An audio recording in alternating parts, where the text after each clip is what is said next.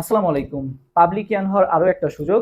So তোমরা অনেকেই গুচ্ছ এক্সাম মন মতো দিতে পারো নাই বা গুচ্ছ এক্সামটা একটু খারাপ হয়ে গেছে। এখন ভাই আমার পাবলিক ইয়ান হতে হবে, বাসা থেকে আসলে সাপোর্ট দিচ্ছে না।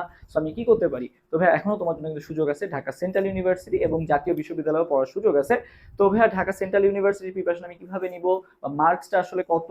জিপিএ আসলে কত লাগে? এসব কিছু আমরা আজকের ভিডিওতে আলোচনা করব। সো ভিডিওটা লাস্ট পর্যন্ত দেখো, ইনশাআল্লাহ সবকিছু ক্লিয়ার হয়ে যাবে। সো ফার্স্ট যে কোশ্চেনটা আসে সেটা হচ্ছে ভাই, ঢাকা সেন্ট্রাল ইউনিভার্সিটিতে আমি পড়বো নাকি পড়বো না? সো দেখো, ঢাকা সেন্ট্রাল ইউনিভার্সিটি আগে ছিল হচ্ছে কি 7 কলেজ, ঢাবি অধিভুক্ত 7 কলেজ। এখন সেটা ঢাবি অধিভুক্ত না হয়ে এখন তারা নিজস্ব পরিচয় ঢাকা সেন্ট্রাল ইউনিভার্সিটির আন্ডারে তোমার হচ্ছে এই 7টা কলেজ থাকবে আর কি। সো এই ঢাকা সেন্ট্রাল ইউনিভার্সিটি বলা যায় যে দেশের 57তম পাবলিক বিশ্ববিদ্যালয়, এবং এটার কিন্তু কিছুদিন আগেই বিল পাস হয়েছে সংসদে, অ্যান্ড ইন ফিউচার এটা অনেক ইনশাল্লাহ ভালো করবে আর কি।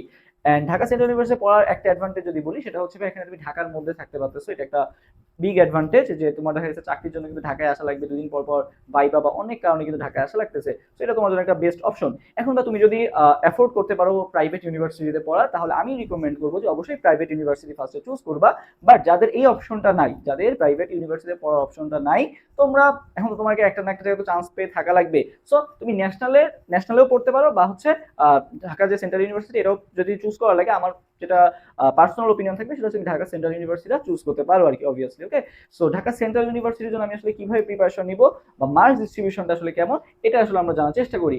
সো দেখো, ফার্স্ট অফ অল আমাদের যোগ্যতা কি কি লাগবে। সো তুমি যদি সায়েন্স থেকে ঢাকা সেন্ট্রাল ইউনিভার্সিটি এক্সাম দিতে হয়, আচ্ছা আরেকটা বিষয় বলে রাখি, এখনো কিন্তু তোমার সার্কুলার কিন্তু পাবলিশ হয় নাই, খুব শীঘ্রই ইনশাল্লাহ পাবলিশ হয়ে যাবে।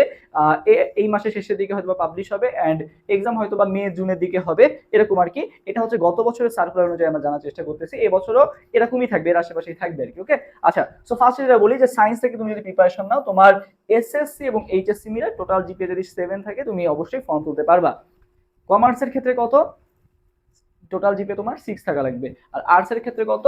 6.50 থাকলে তুমি গত বছরের যেভাবে অ্যাপ্লাই করতে পারছো এই বছর সেভাবে ইনশাআল্লাহ অ্যাপ্লাই করতে পারবে আর কি। ওকে, এখন আসলে সিট আছে কত। দেখো, সায়েন্সে কিন্তু অনেক সিট আছে, প্রায় 4773টা সিট। এন্ড শুনতেছি যে আরো নাকি তোমার হচ্ছে নতুন নতুন ডিপার্টমেন্ট নাকি চালু হওয়ার কথা চলতেছে। সো অলরেডি 4773টা সিট, 4773টা সিট, বুঝতে পারতেছো কতগুলা সিট? ঢাবিতেও তো এত সিট নাই, ঢাবিতেও তো 1800-এর মতো সিট আছে আর কি। ওকে, সো দেখেন, যাদের আর কি ঢাকা সেন্ট্রাল ইউনিভার্সিটির কোশ্চেন ব্যাংক লাগবে, তারা অবশ্যই কমেন্ট করবা যে ভাইয়া, ঠিক আছে, যাদের কোশ্চেন ব্যাংক লাগবে তারা অবশ্যই কমেন্ট করবা ডিসিইউ, এটা কমেন্ট করবা, তাহলে তোমাদের ইনবক্সে এই যে ঢাকা সেন্ট্রাল ইউনিভার্সিটির যে কোশ্চেন ব্যাংকটা আছে সেটা ইনশাআল্লাহ চলে যাবে। সবাই কি কমেন্ট করবা? ডিসিইউ, এটা একটু কমেন্ট করবা, ঢাকা সেন্ট্রাল ইউনিভার্সিটি। এখানে কত সিট আছে? 4773টা সিট। আচ্ছা, কমার্সের ক্ষেত্রে কয়টা আছে? 4492টা সিট, এবং আর্টস এর ক্ষেত্রে আছে 2025টা সিট আর কি। সো হিউজ পরিমাণ একটা সিট কিন্তু এইখানে আছে আর কি অলরেডি। ওকে, আচ্ছা, এবার আসি ভাই, আমরা দেখি যে আসলে পরীক্ষাটা কিরকম হয় বা মার্কস ডিস্ট্রিবিউশনটা আমি যদি তোমাদেরকে একটু দেখাই। দেখো, তুমি যদি সায়েন্স থেকে এক্সাম দাও, দেখো ফিজিক্সে 25, কেমিস্ট্রিতে 25। সো ফিজিক্স আর কেমিস্ট্রি তোমাকে মার্কস দাগাইতে হবে, ঠিক আছে? ফিজিক্স আর কেমিস্ট্রি তোমাকে মার্কস দাগাইতে হবে। এরপরে এরপরে কি করতে হবে? মেইন সাবজেক্ট আছে ঢাবির মতো আর কি। মেইন সাবজেক্ট যেটা আছে, এটা গত বছর সার্কুলার এই বছর চেঞ্জ করলেও করতে পারে, বাট মেইন যে সাবজেক্ট আছে, মনে করো তোমার এক্সাম ফর এক্সাম্পল যে তোমার হচ্ছে ম্যাথ হচ্ছে মেইন সাবজেক্ট, আমার ক্ষেত্রে যেটা ছিল আর কি, ম্যাথ মেইন সাবজেক্ট ছিল। সো ম্যাথ আমাকে কি করতে হবে? মার্কস দাগাইতে হবে। আমি যে 4 সাবজেক্ট আছে, বায়োলজি, মনে করো আমার 4 সাবজেক্ট কি, তাহলে বায়োলজি, ম্যাথ যেহেতু মেইন সাবজেক্ট, সো বায়োলজির পরিবর্তে আমি বাংলা অথবা ইংলিশ দাগাইতে পারবো আর কি। ওকে, এটা হচ্ছে মার্কস ডিস্ট্রিবিউশনটা। সো তোমাকে কি করতে হবে? ফিজিক্স এন্ড কেমিস্ট্রি মাস্ট, পাশাপাশি মেইন সাবজেক্টও মাস্ট। এরপরে 4 সাবজেক্টটা তুমি চাইলে চেঞ্জ করে হয় বাংলা নাহলে ইংলিশ দাগাইতে পারো আর কি। ওকে, সো এখান থেকে তোমার 100 মার্কস, এই 100 মার্কসের সাথে তোমার হচ্ছে জিপিএ আবার 20 যোগ হবে, এসএসসি প্লাস এইচএসসি মিলে। আর নেগেটিভ মার্ক আগে ছিল না, যখন 7 কলেজ ছিল তখন কিন্তু নেগেটিভ মার্ক ছিল না। বাট যখন এই যে গত বছরও এই ঢাকা সেন্ট্রাল ইউনিভার্সিটির আন্ডারে এক্সাম হয়েছে, তো তখন কিন্তু 0.25 আর কি, মানে 0.25 আর কি তোমার নেগেটিভ মার্কিং, অন্যান্য ভার্সিটির মতোই আর কি নেগেটিভ মার্কিং আছে। ফার্স্টে ছিল না, পরে যুক্ত করছে। এরপর আসি, দেখো আর্টস থেকে তুমি যদি এক্সাম দাও, বাংলা 25, ইংলিশ 25, আর জিকেতে 50। তো যারা বিভাগ পরিবর্তনের প্রিপারেশন নিচ্ছ, এখন বিভাগ পরিবর্তন থাকবে নাকি থাকবে না, বা তোমাকে সায়েন্সে এক্সাম দিয়ে বিভাগ পরিবর্তনে যেতে হবে নাকি গুচ্ছের মতো যেটা, সো এই বিষয় কিন্তু আসলে সার্কুলার দিলেই প্রপারলি জানা যাবে আর কি। ওকে, এই আর কি মোটামুটি ছিল মার্কস ডিস্ট্রিবিউশন। এখন আসি ভাই, আমরা হচ্ছে প্রিপারেশনটা কিভাবে নিব।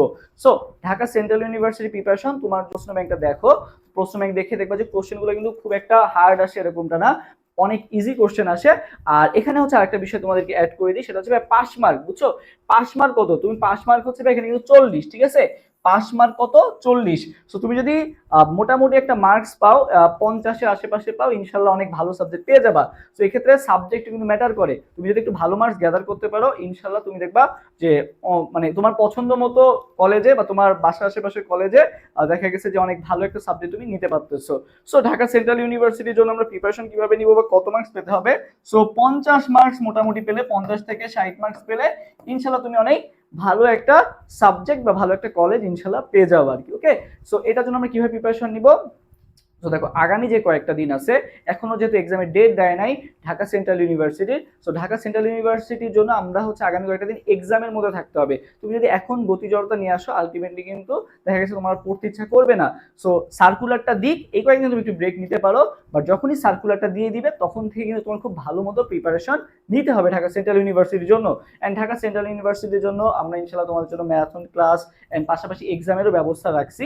সো ইনশাল্লাহ আমাদের পরিকল্পনা আছে যে ঢাকা সেন্ট্রাল ইউনিভার্সিটি তোমাদেরকে ফুল সাপোর্ট দেয়, যেরকম আমরা তোমাদের জন্য গুচ্ছ, জাহাঙ্গীরনগর বা ঢাবির জন্য দিছিলাম, এবং আমরা চেষ্টা করব ঢাকা সেন্ট্রাল ইউনিভার্সিটির জন্য সেরকম সাপোর্ট দেওয়ার। সো অ্যাডমিশন ওয়ারিয়ার্স এর সাথে থাকো, একদমই হতাশ হয়েও না। আগামী যে কয়েকটা দিন আছে তোমার জন্য এখনো একটা কামব্যাক দেওয়ার সুযোগ আছে। সো পাবলিকান হওয়ার সুযোগ কিন্তু এখনো শেষ হয়ে যায় নাই, অনেক অনেক সিট আছে, 4773টা সিট আছে এখনো তোমার পাবলিকান হওয়ার জন্য। তো সবার জন্য শুভকামনা থাকলো। আমরা ইনশাল্লাহ নেক্সটে ঢাকা সেন্ট্রাল ইউনিভার্সিটির জন্য আরো গাইডলাইন দিব। সো কানেক্টেড থাকো অ্যাডমিশনার্সের সাথে। সবার জন্য শুভকামনা। আল্লাহ হাফেজ, আসসালামু আলাইকুম।